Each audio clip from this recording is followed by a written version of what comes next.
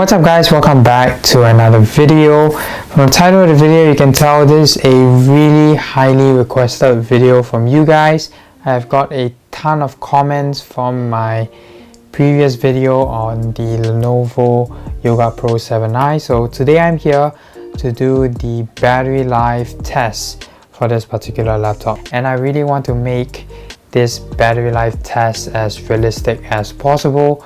So what I did is basically try to create like a mini vlog so you guys can follow me throughout my entire week, see how I use this laptop, because I don't particularly use it every single day, but when I do use it, I do use it for really heavy and intensive workloads. So I'm gonna give a caveat right now, is that I am running this laptop on its most highest settings, so I'm keeping the battery setting at performance.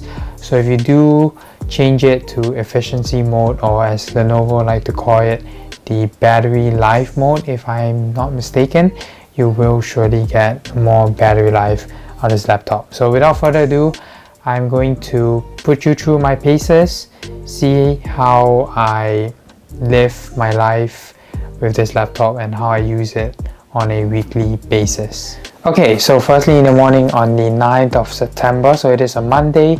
So I started off with this laptop at 12 p.m. at 100%. So I had to sit through a 2-hour lecture that is on YouTube, and after that 2-hour lecture, which is about 2 p.m., the laptop fell to about 46%. So that is about almost more than half of battery life in 2 hours, which is not great. And then I just pretty much stopped using the laptop all the way until about 2 days later, and then the battery fell to about 40% when I saw it on Wednesday morning, which is the 11th of September 2024.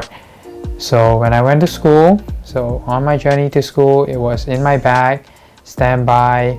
It had about 39% once I reached school.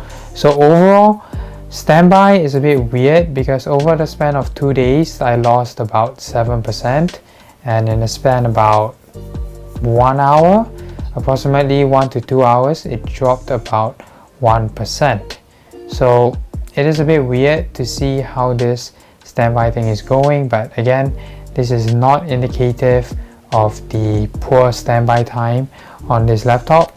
You will see later throughout the night that this laptop actually does pretty well when it comes to its standby time. I believe it's because I'm running a lot of heavy background applications on my laptop that led to the poor standby time from Monday to Wednesday. Either ways, so I started off on Wednesday on the 11th of September at 39%. That was at 9 a.m. and then I used it for 1 hour. So it dropped all the way to 20%, and that's when I had to start charging it. So that's when I charged it and used it at the same time, and then I left school at 73% with the laptop. So I used it and charged it at the same time, and that is the best way to use this laptop, by the way, and I'll explain why later. This is probably the way I'm going forward with this laptop, which is to use it while it is charging, although not good for the laptop. I'll explain why later. Okay, and then with 73%, I stopped using it all the way until 10 p.m. today, which is the 11th of September as I'm recording this video, and I had about 68% of battery life. So again, it only dropped by a little bit, and then I started using it all the way until 11 p.m. and it dropped all the way to about 37%. So as you can see, again, it's about a 50% decrease in battery life, which is again not amazing, but I am running multiple instances of virtual machines as well as doing split screen multitasking with my host machine as well as my virtual machines. So it is very intensive on the laptop. So if you do watch a lecture, you should get about maybe maximum 4 hours of screen on time before you do have to charge the laptop. However, if you're like me and you have to use this laptop really heavily, running multiple instances of virtual machines, doing split screen multitasking, as well as also watching a lecture at the same time, you're gonna see that this laptop is probably gonna last you about 2.5 hours, 3 hours maximum. So do take note on that, because sometimes this laptop just kicks you in the face. It goes down in battery life really quickly. So overall, that is my entire week. That's how I use my laptop typically on a weekly basis. Overall, I would say, if you want a conclusion for this particular laptop, if you are using it for more casual tasks. So as I was writing the script for this video, I actually saw that with 78% of battery life, the laptop actually predicts that it will last about 4 hours and 25 minutes.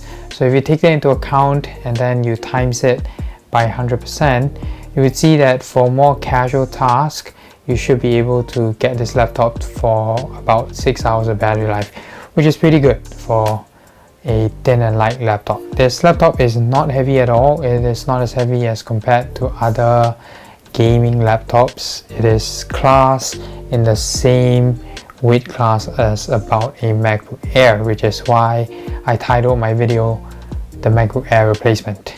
But I am using it for pretty heavy intensive workloads. So it is good that it can handle it, but at the cost of battery life, which I don't mind at all, because I always carry a charger brick with me. And that is why I said at the beginning of my video that I always carry a charger brick with me whenever I'm using this laptop. And I don't mind, because the charger brick is pretty small as compared to my previous gaming laptop, which the charging cable was just huge. So overall, a great improvement as compared to my previous gaming laptop.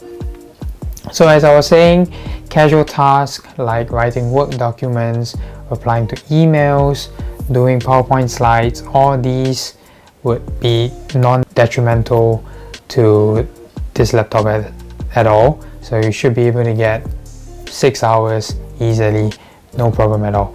However, if you're like me, you're doing very intensive workloads like VMs, graphically intensive workloads, CPU intensive workloads, all this very taxing stuff on your CPU or GPU, then obviously your laptop is going to struggle, battery life is going to struggle. You'll probably get about 2 hours, maybe 3 hours maximum on this laptop. However, previously on my gaming laptop, I was only able to get about an hour and a half or 2 hours. So this is definitely still an improvement compared to the gaming laptop. However, the gaming laptop does have a RTX graphics card, and that is something I want to caveat. If you do configure this laptop with a RTX graphics card, which is a 3070 or a 3080 if I'm not mistaken, then definitely this laptop will struggle when it comes to battery life. So if you do have a dedicated graphics card on this laptop, your battery life will definitely suffer. So I would presume that maybe your battery settings is at a lower settings whenever you're not gaming, and whenever you're gaming it is at its performance settings. So when you're gaming and it is at performance settings, I do recommend that you plug in this laptop. Otherwise, you definitely will see your gaming frame rates drop significantly, because it does throttle if you don't plug this laptop in, and that is with every Windows laptop that I've tested. So obviously I haven't tested the Windows laptop with ARM processors, and I really don't know how they compare when it comes to their performance and battery life compared to the Intel and AMD chips, but majority of Windows laptop now still use Intel and AMD chips, so I think that is still the norm. And if you're using those laptops with those chips, I still do recommend that you plug in this laptop whenever you are using it for very intensive workloads. Okay, enough rambling. In conclusion, if you want to buy this laptop for very casual use, Word documents, emails, PowerPoint slides, or you're writing a script for a YouTube video maybe, and you're just casually doing web browsing, then I would say no problem at all. You can get about 6 hours with this laptop, no issues. You're using it for just schoolwork, purely schoolwork, no intensive task like running virtual machines whatsoever. Very simple coding, maybe that shouldn't be a problem as well. But if you're running more intensive coding tasks, that this laptop will struggle when it comes to battery life. Performance wise, it will not struggle if plugged in. If it's plugged in, it will throttle and it will suffer in performance a little bit, but overall when plugged in, this laptop does very well when it comes to performance anyways. And when it comes to more intensive workloads, remember, do bring a charger plug to charge this laptop whenever you're using it.